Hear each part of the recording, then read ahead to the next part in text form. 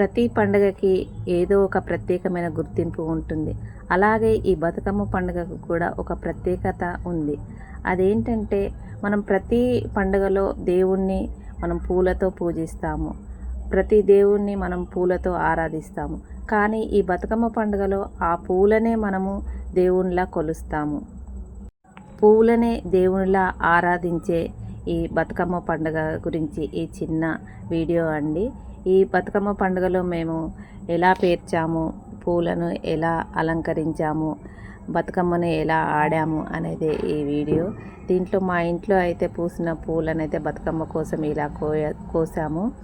ఈ కనకాంబరాలు, ఈ నూరు వరహాల పూలు, శంకు పుష్పాలు, ఇంకా మందార పువ్వులు, పోకబంతి పువ్వులు, అన్ని పూలను అయితే మేము తెంపి రెడీగా బతుకమ్మ పేర్చడానికి ఉంచుకున్నాము. ఈ బతుకమ్మ పేర్చడానికి మెయిన్గా తంగేడు పువ్వును అయితే యూజ్ చేస్తారు. ఈసారి తంగేడు పువ్వు మాకైతే ఎక్కువగా దొరకలేదండి. మేము తమలపాకుల్ని కూడా ఒక వరుస పేరుద్దామని తమలపాకులు కూడా తెంపుకున్నాము.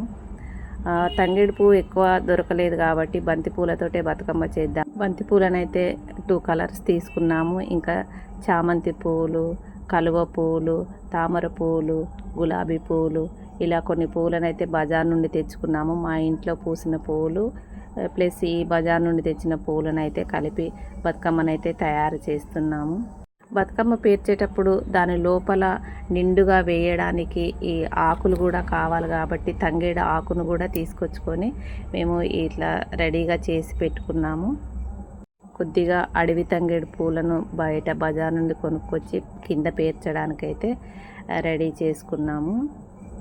బతుకమ్మ పేర్చడానికి మా కన్నమ్మ కూడా రెడీ అయ్యి ఆమె కూడా బంతి పూలను తీసుకొని ఒక ప్లేట్ తీసుకొని ఆమె కూడా పేర్చాలని చూస్తుంది. అన్ని పూలను సుంచి మళ్ళీ మేము ఎలా చేస్తున్నామో ఆమె కూడా అలా ఓ ప్లేట్ పెట్టుకొని పేరవాలని ట్రై చేస్తుంది.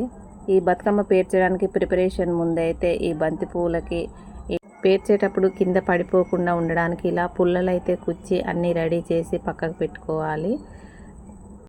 ప్రతి సంవత్సరం మా బతుకమ్మ అయితే చాలా పెద్దగా అయ్యేది. కానీ ఈ సంవత్సరం 29వ తారీఖు 30 తారీఖు బతుకమ్మ కరెక్ట్గా తెలియక మేము 30 తారీఖు అనుకున్నాం. తర్వాత 29 తారీఖు అనే వరకు సరిగ్గా ప్రిపరేషన్ లేక మా బతుకమ్మ అయితే చిన్నగానే అయింది. పేర్చడానికి ముందు ఇట్లా తమలపాకు మీద పసుపు కుంకుమ వేసి తర్వాత ఒక విస్తరాకును ప్లేట్లో వేసిన తర్వాత దాని మీద మనం ఎంత బతుకమ్మ పేర్చాలనుకున్నామో అంత ప్లేటు, పెద్ద బతుకమ్మ కాదు కాబట్టి మేము ఈసారి చిన్న ప్లేటే తీసుకున్నాము. ఇలా ఫస్ట్ కింద తంగేడు పువ్వును పేర్చి తర్వాత దాని మీద పడిపోకుండా ఈ మనం పుల్లలు కుచ్చి పెట్టుకున్నటువంటి బంతి పూలు అయితే పేర్చాము. ఈ బంతి పూలు ఇలా 2 వరుసలు పేర్చిన తర్వాత లోపల ఈ తుంచి పెట్టుకున్న తంగేడు పువ్వు అంతా ఇలా వేసి మంచిగా ఒక వరుస పేర్చడం అయిపోయింది. మళ్ళీ ఇంకొక 2వ వరుస కూడా మళ్ళీ పేర్చాము. ఈ బతుకమ్మ అనేది తెలంగాణ ప్రజల ప్రత్యేక సాంస్కృతిక పండుగ. అందుకనే దీన్ని తెలంగాణ రాష్ట్ర పండుగగా కూడా ప్రకటించారు. ఇది దాదాపు 1000 సంవత్సరాల నుండి ఈ తెలంగాణ ప్రజలైతే ఈ బతుకమ్మను పేరుస్తూనే ఉన్నారు. భాద్రపద మాసంలో వచ్చే అమావాస్య నుండి 9 రోజుల పాటు ఈ బతుకమ్మ పండుగను జరుపుకుంటారు. 9 రోజులు బతుకమ్మను పేర్చి ఆడుతూనే ఉంటారు. 9 రోజుల బతుకమ్మకు 9 రకాల పేర్లు ఉంటాయి. మొదటి రోజు బతుకమ్మను ఎంగిలి పూల బతుకమ్మ అంటారు. తర్వాత చివరి రోజు బతుకమ్మను సద్దుల బతుకమ్మ అంటారు. తర్వాత మిగతా రోజుల్లో వచ్చే బతుకమ్మలకి ఒక్కొక్క బతుకమ్మకు నానబెట్టిన నానబియ్యం బతుకమ్మని, అలిగిన బతుకమ్మని, ఇంకా అట్ల బతుకమ్మని, అటుకుల బతుకమ్మని ఇలా పేర్లతో పిలుస్తూ ఒక్కొక్క రోజు ఒక్కొక్క రకంగా బతుకమ్మను ఇలా పూలతో పేర్చి ఆడతారు.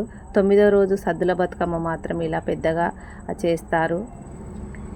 బంతిపూలు పేర్చడం అయిపోయిన తర్వాత పైన ఇలా మందార పూలు, తర్వాత కలువ పూలు, తర్వాత తామర పూలు ఇలా పెట్టి బతుకమ్మ లోపల పడిపోకుండా ఆకులను పెట్టి ఇలా నొక్కుతూ మొత్తం పేరుస్తాము. పేర్చిన తర్వాత పైన మాత్రం లాస్ట్ తామర పూలు పెట్టేసి ముగిస్తాము. తామరలో లక్ష్మీదేవి కొలువై ఉంటుందని అంటారు కదా, అందుకని తామర పువ్వు అయితే కంపల్సరీ పెట్టడం చేస్తాము.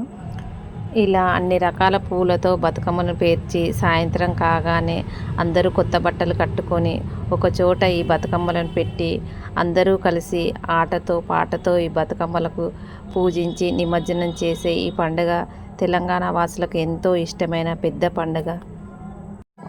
ఈ ఇప్పటి రోజుల్లో ఈ కాలంలో అయితే ఎక్కువగా డెక్కులతో డీజేలతో మారుమోగిస్తున్నారు. కానీ ఇంతకుముందు కొన్ని సంవత్సరాల క్రితం ఒక 10 ఇయర్స్ బ్యాక్ వరకు అయితే కూడా అందరూ మంచిగా ఒకరి తర్వాత ఒకరు పాటలు పాడుతూ చప్పట్లు కొడుతూ బతుకమ్మల చుట్టూ తిరుగుతూ మంచిగా పాటలు పాడేవారు.